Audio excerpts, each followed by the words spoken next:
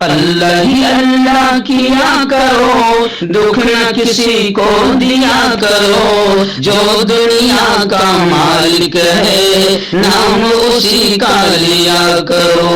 अस्सलामु अलैकुम वरहमतुल्लाहि वबरकातुहू। नाज़रीन, इस्तकबाल है, स्वागत है आपका viral news live studio Jalgaon, Maharashtra, India में। मैं आपका मेज़बान मुफ्ती मोहम्मद हारून नदवी।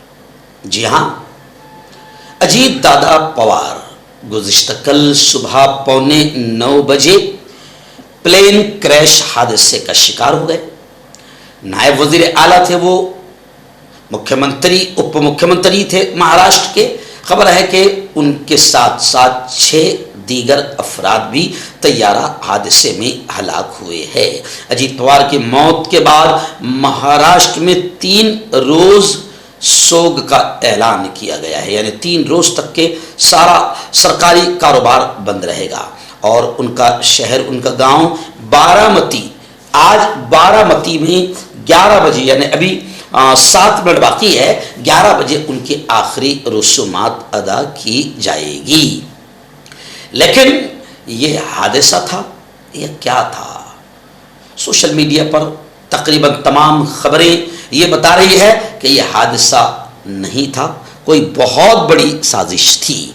लोग ये भी कह रहे हैं कि रूपानी जी ने भी एक जुमला कहा था कि मेरे पास में सारा फाइल है एक बड़ी पार्टी के करप्शन का, घोटालों का। रूपानी जी भी ऐसे ही प्लेन हादसे का शिकार हो गए। सोशल मीडिया पर लोग कह रहे हैं कि अजीत दादा पवार ने भी अभी ऐसे ही कुछ अल्फाज कहे थे कि मेरे पास भी करप्शन की, घोटालों की और भी बहुत बड़ी फाइल है भारतीय जनता पार्टी की। तो और लोग ये भी कह रहे हैं कि बीच में दोनों डिप्टी सीएम यानी एकनाथ शिंदे और अजीत दादा पवार हाजिर नहीं थे मीटिंग में बीजेपी की, और शायद इन्होंने भारतीय जनता पार्टी को मज़ा चखाने का यूँ समझिए कि धमकाने वाला अंदाज भी इख्तियार किया था। तो इन तमाम चीज़ों को लेकर लोग सोशल मीडिया पर ये मानने को तैयार नहीं हैं कि ये हादसा है, ये एक्सीडेंट है, बल्कि ये एक साजिश बताई जा रही है।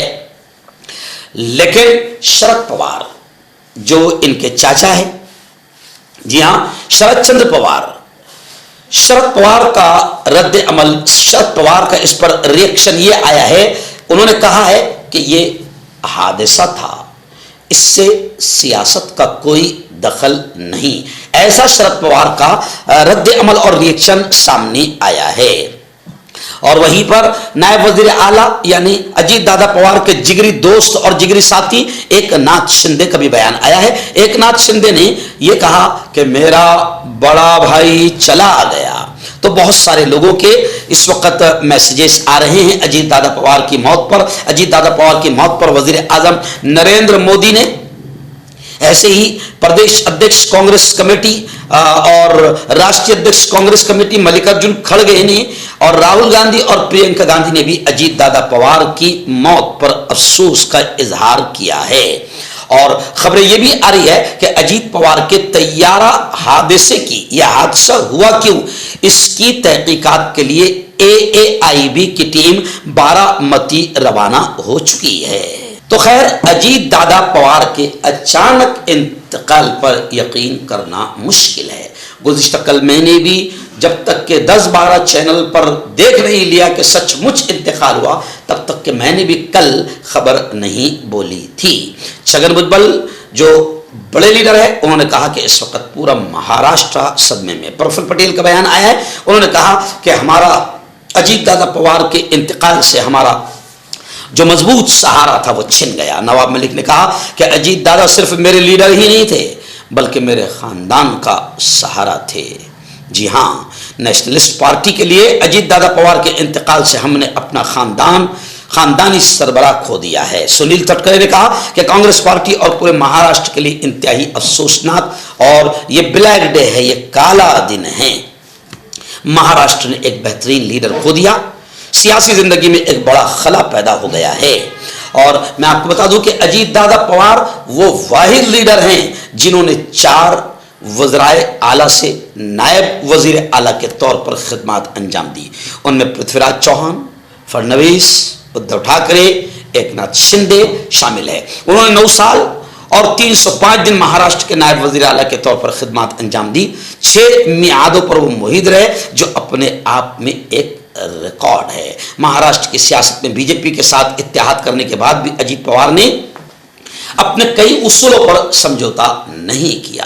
खैर, मैं अपना बयान आखिरी अजीत दादा पवार पर यह दूंगा कि अजीत दादा पवार के इंतकाल से यकीनन महाराष्ट्र को बड़ा नुकसान पहुंचा है।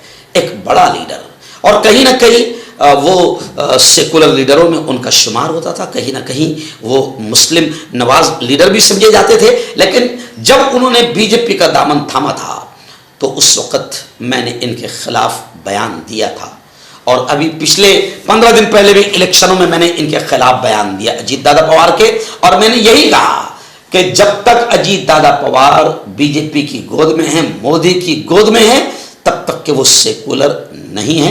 हम उनको सेकुलर नहीं मानते।